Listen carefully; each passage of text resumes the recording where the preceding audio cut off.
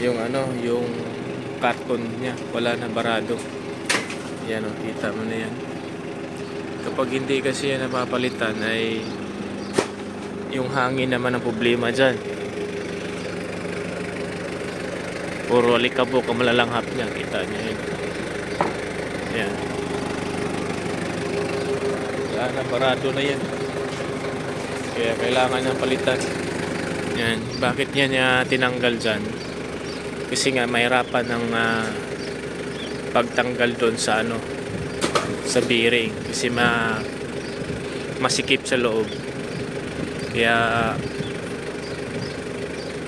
palitan na rin namin yan para maliwalas, you know, para malawak yung pag ano doon sa loob. Kita mo yan. Yan, tagal na yan. Halos 1 taon na mahigit yan.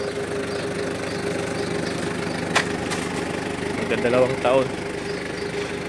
Pangit kasi yung tubig dito, kasi kaya nagkaganyan yan. Pero pag normal lang na tubig, talagang hindi yan magkaganyan.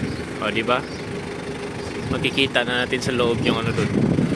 Yun. Yung pala, yan. Mahirapan tayo pag magtanggal niyan kasi mag-6 na taon na ako, hindi pa yan napalitan ng bearing.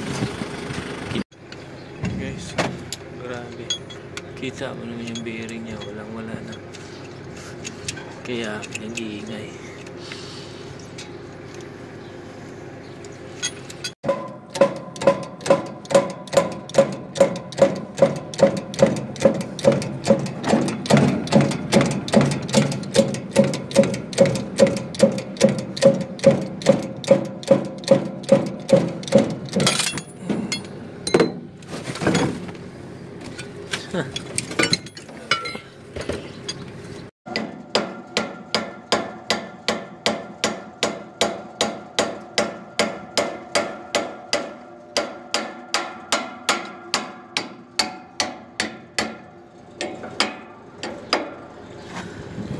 Natin namin yan para lumuwag, no?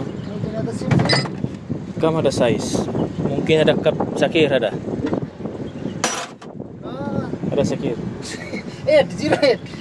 Ito guys, may crack na rin yan, dati pa yan, papagawa ata yun ng bago niyan.